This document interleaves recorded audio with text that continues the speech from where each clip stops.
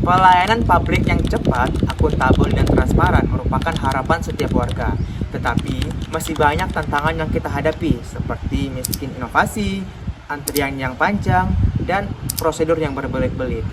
Nah, dalam beberapa menit ini, saya akan menjelaskan inti dari administrasi publik, dimulai dari paradigma hingga ke government, dan melihat bagaimana inovasi, etika, dan kolaborasi dalam administrasi publik. Halo, saya Alam Syaputra Harahap dengan NIM 2302100086 dari kelas 6C, mata kuliah Kapital Selekta Administrasi Publik, jurusan Administrasi Publik, Fakultas Ilmu Sosial dan Ilmu Politik Universitas Maliku Saleh. Teman-teman, pernah kepikiran nggak apa itu administrasi publik? Jadi, administrasi publik adalah proses perencanaan, pengelolaan, dan penyelenggaraan yang dilakukan oleh aparat negara kepada publik untuk memenuhi kesejahteraan masyarakat, di mana fungsi utamanya yaitu sebagai penyelenggara layanan dasar seperti pendidikan, kesehatan, manajemen sumber daya manusia, kebijakan publik, dan akuntabilitas kepada publik. Teman-teman, tahu nggak bahwa administrasi publik juga mengalami pergeseran nih? Nah, administrasi publik mengalami pergeseran yang disebut dengan paradigma administrasi publik. Dimulai dari Old Public Administration yang disebut dengan OPA, kemudian New Public Management yang disebut dengan NPM, dan terakhir NPS, New Public Service.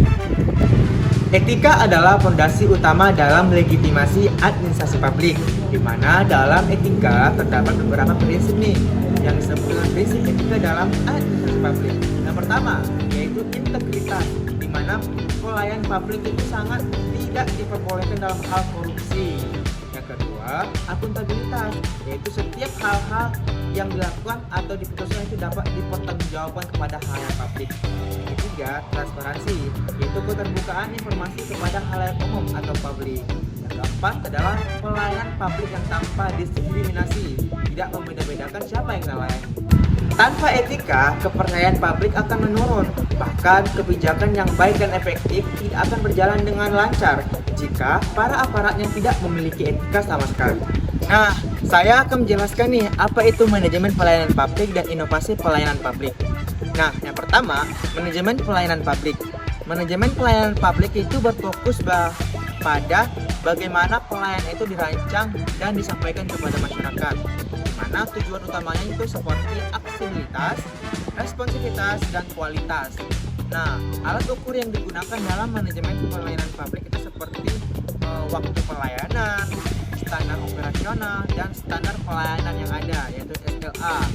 Nah, dalam manajemen pelayanan juga disebutkan tentang bagaimana SOP itu dibuat, bagaimana SDM itu dirancang dan diatur sedemikian rupa agar terlaksana dengan baik. Setelah itu, saya akan menjelaskan nih tentang inovasi pelayanan publik. Inovasi itu artinya adalah memperbaiki ya teman-teman, memperbaiki yang sudah ada. Yang artinya bahwa inovasi pelayanan publik adalah memperbaiki atau mempermudah yang dulunya manual menjadi serba modern, seperti penggunaan e-digital, pelaporan digital, dan semua serba teknologi yang berbasis digital. Artinya dengan menggunakan inovasi ini kita lebih mempermudah dalam hal melayani masyarakat. Teman-teman, pernah kepikiran nggak tentang 3 topik ini, yaitu reformasi birokrasi, e-government, dan collaborative governance? Nah, yang pertama yaitu reformasi birokrasi. Reformasi birokrasi yaitu menyederhanakan prosedur, meningkatkan kapasitas sumber daya manusia, dan melipat gandakan efisiensi dengan indikator yaitu terjadinya pengurangan waktu pelayanan. Kedua, yaitu menurunnya biaya administrasi pelayanan. Yang ketiga, meningkatnya kepuasan masyarakat.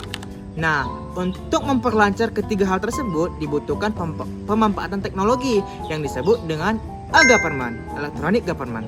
Nah, tujuannya agar dalam layanan publik itu lebih mudah dan lebih efisien dalam hal waktu, biaya, dan tenaga.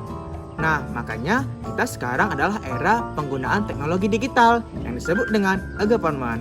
Nah, kedua hal tersebut akan bisa dilaksanakan jika ada kolaborasi, yaitu kolaborasi antara pemerintah, swasta, dan masyarakat.